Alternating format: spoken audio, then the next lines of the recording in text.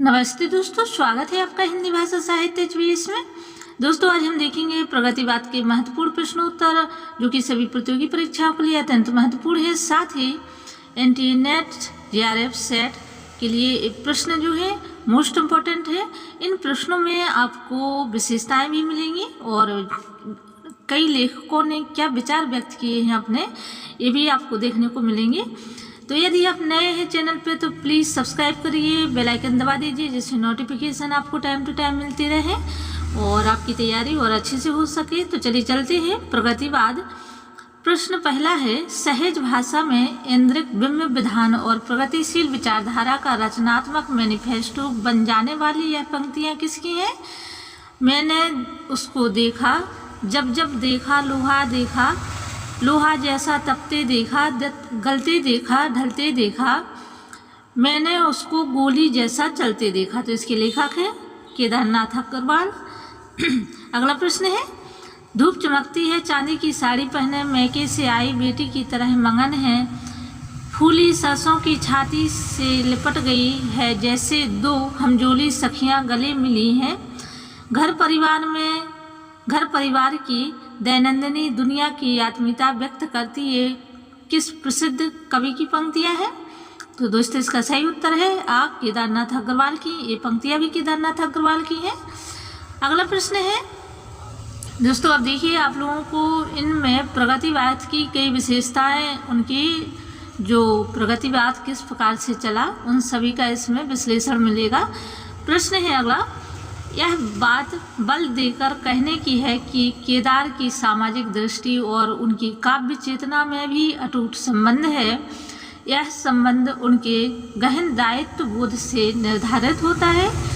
केदार ने जितनी अधिक प्रेम कविताएं लिखी हैं वह भी अपनी पत्नी को लक्ष्य करके उतनी परकिया प्रेम वाले कभी भी नहीं लिख सकते। इधर परकिया प्रेम से क्रांतिकारिता का विशेष संबंध जोड़ा जाने लगा है। ऐसे में केदार की प्रेम कविताओं का महत्व स्वयं प्रकाशित है। परकिया प्रेम सिद्धांतकारों की बातों से लगता है कि पत्नी से प्रेम करना कितना मुश्किल काम है। केदार की कविताएं यह सिखाती हैं कि इस मुश्किल काम को संभव करना कितना आनंदकारी और स्वास्थ्यकर है। चाहे तो इसे भी आत्मसंघर्ष का उदाहरण मान सकते हैं। और यह केदारनाथ अग्रवाल के संबंध में उनकी जो कविताओं में जो उनका दायित्व रहा, जो उन्होंने कविताओं में लिखा है, किसको लक्ष्य करके लिखा है, इन सभी के बारे में बताया गया है। तो यह कथन किसका है, यह पूछा गया है। तो दोस्तों, इसका सही उत्तर है बा, अजय तिवारी। अजय तिवारी ने केदारनाथ अग्रवाल के संबंध में ये विश्लेषण किया है और आंतरिक उनके पक्षों को, भावों को व्यक्त किया गया है इन पंक्तियों के माध्यम से। अगला प्रश्न है, युगधारा सतरंगे पंखों वाली पुरानी जूतियों का कोरस किसकी प्रसिद्ध काव्य संग्रह है? दोस्तों, ये महत्वपूर्ण प्रश्न है। तो युगधारा सतरंगे पंखों वाली और पुरानी जूतियों का कोरस, इनके लेखक बा नागार्जुन है। और दोस्तों, नागार्जुन को बाबा के नाम से भी जानते हैं। पहले इनका नाम कुछ और था, बाद में इन्होंने बौद्ध धर्म की दीक्षा ली और अपना नाम यह बदल लिया। अगला प्रश्न है, सन 42 से सन 51-52 तक, यानी कि 1942 से 1951-52 तक प्रगतिशील कविता का दूसरा दौर अंतः संघर्ष से परिपूर्ण है। विचारात्मक दृष्टि से इस बीच प्रगतिशील लेखकों का आपसी संघर्ष बहुत अधिक उग्र रूप धारण कर लेता है। गांधीवादी और कांग्रेसी लेखक प्रगतिशील आंदोलन पर राजनीतिक दृष्टि से आरोप प्रत्यारोप करने लगते हैं। सन 1946-47 आते आते प्रगतिशील लेखक संघ स्पष्टतः दो विपरीत शिविरों के शीत युद्ध और विचारात्मक संघर्ष का अड्डा बन जाने के कारण विघटित हो गया। इसके बाद दोस्तों, ये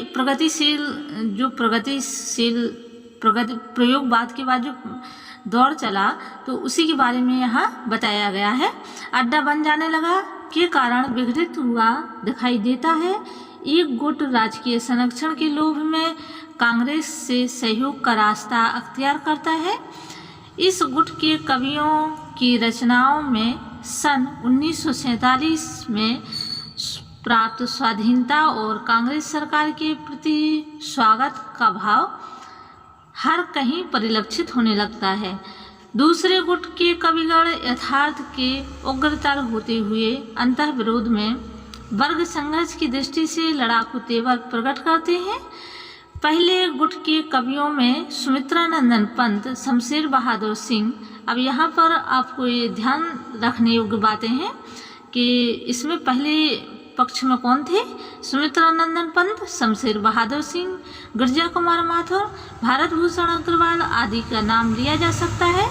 दूसरे गुट में नागार्जुन, मुक्तिबोध, त्रिलोचन, केदारनाथ अग्रवाल, रामविलास शर्मा, वीरेश्वर सिंह वीरेश, बंशीधर पंडा, बंशीधर शुक्ल, मिलिंद आदि उल्लेखनीय हैं। सन 1946 से आरंभ हुए तेलंगाना सशस्त्र संग्राम की पृष्ठभूमि में यह विवाद इतना सघन हो गया कि 1952 आते आते प्रगतिशील लेखक संघ लगभग विघटित हो गया। लेखक संघों के विघटन के लिए उत्तरदायी राजनीति को स्पष्ट करती ये पंक्तियाँ किसकी हैं?